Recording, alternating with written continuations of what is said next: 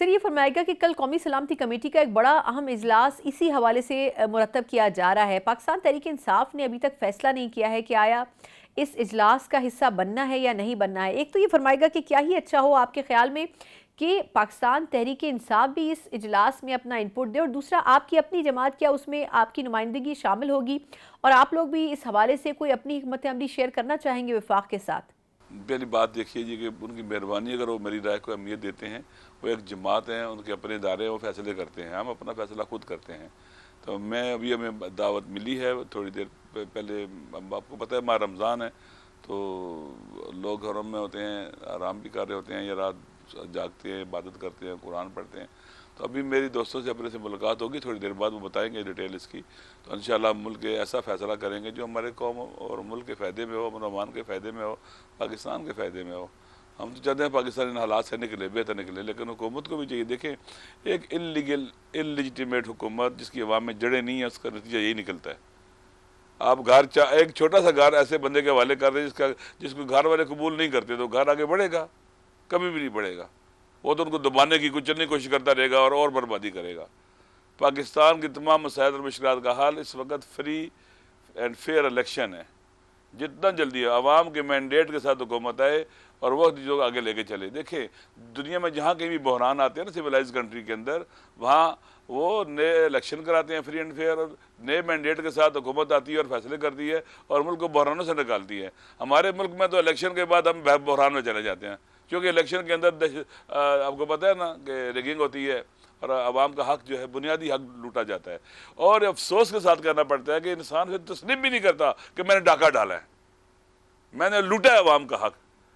तो जब इतना हट दरम हो जाए तो आप तो रखते हैं कि वो अमन अमान लेके आएगा, वो सच बोलेगा आवाम के साथ। सर ये फरमाएगा कि मौलाना फजलुर रहमान साहब ने भी एक लाहेअमल दिया है कि ईद के बाद उनकी तरफ से एक एहतजाजी तहरीक शुरू की जानी है। एक तो ये फरमाएगा कि क्या आपको अपोजिशन हुकूमत के खिलाफ मुत्तहिद होती हुई नजर आ रही है, और क्या आपको लगता है कि अगर पाकिस्तान तहरीक इंसाफ जो ग्रैंड अलायंस बना रही है उसमें JUI भी अगर शामिल हो जाए तो हुकूमत को टफ टाइम दिया जा सकता है? पहली बात है, इस हुकूमत को टफ टाइम क्या देना है, अपने बोझ तले दब रही है। ना ऐसे माशी सूरत बेहतर हो रही है, ना सियासी बुरान ख़त्म हो रहा है, अमन अमान की हालत आपके सामने है, दुनिया के ममालिक के सामने पाकिस्तान इन बदलते हुए हालात के अंदर इररेलिवेंट है, इसकी कोई हैसियत ही नहीं है। एक बेकारी, एक बैगर पाकिस्तान बनाया हुआ इन्होंने, तो इनकी क्या हैसियत है बाकी इनको टफ टाइम देना है? ये अपने आप को खुद टफ टाइम, ये पाकिस्तान को टफ टाइम दे रहे हैं, तबाह कर रहे हैं अपने वतन को। जहाँ तक ताल्लुक है मौलाना फजल रहमान साहब का या तहरीक तहफ़्फ़ुज़ पाकिस्तान और बाकी अपोजिशन की पार्टियों का, मेरे ख्याल में इनका 98-95% चीज़ों पर इत्तफाक है, मैक्सिमम इत्तफाक है। अगर कहीं थोड़ा बहुत इख्तलाफ है तो भी मुझे उम्मीद हल हो जाएगा। वाइला जब हदफ और मकसद एक हो तो दो रास्तों से भी कोई जाना जाए तो मसले नहीं जाए, आखिर में इकट्ठे हो जाएंगे, मंजिल एक होगी कि इस मुल्क को इन हालात से निकालना।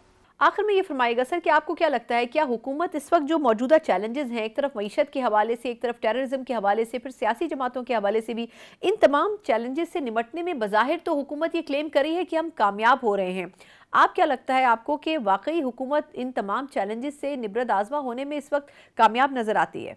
मुमकिन ये है कि एलीट क्लास के लिए कोई फ़ायदा हुआ हो, लेकिन अवाम तो महंगाई की चक्की में पिस रहे हैं। माह रमज़ान में वो चीख रहे हैं, चिल्ला रहे हैं, ना वो बिजली का बिल दे पाते हैं, ना वो इलाज अपना करा पाते हैं, ना अपनी मुश्किलात हल कर पाते हैं। ये हुकूमत के दावे हैं। आप एक दफ़ा आप निकले ना सड़कों पर जाएं, बाज़ारों में, गली कूचों में जाएं, लोगों से पूछें जाके, फिर पता चलेगा कि हुकूमत सच बोलती है। लोगों को यकीन हो गया कि हमारी हुकूमत झूठ बोलती है, सच नहीं बोलते।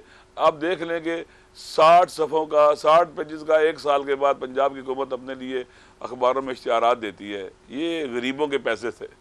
ऐसे होता है ये ऐसे हमदर्द गुमरान है अवाम के साथ का कोई ताल्लुक ही नहीं है।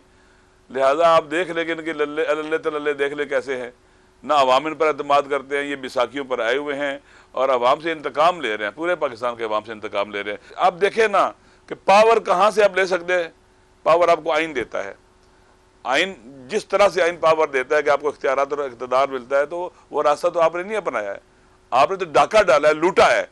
तो एक आदमी डाकू घर पर कब्जा कर ले कि जी मैंने यहाँ सफ़ेदी करा दी है, मैंने ये कर दिया, वो कर दिया, थोड़ा सा रास्ता ठीक कर दिया, चूना बिछा दिया है। भाई तुमने डाका डाला हुआ है, तुम कैसी बातें करते हो? तुम्हारा ये इतना बड़ा जुर्म है कि तुम्हारे छोटे मोटे कोई अगर अच्छा भी काम करोगे तो लोग उसको नहीं कबूल करेंगे, बर्दाश्त नहीं करेंगे। भाई आप जाएं, ये सारे काम हम खुद कर सकते हैं, हम इस घर को ठीक कर सकते हैं, इसको रंग और रोगन कर सकते। तुम जाओ, तुम डाकू हो, तुमने लूटा हुआ है हमारे मुल्क को, हमारे हक को, और हमारे घर पर कब्जा किया हुआ है नाजायज।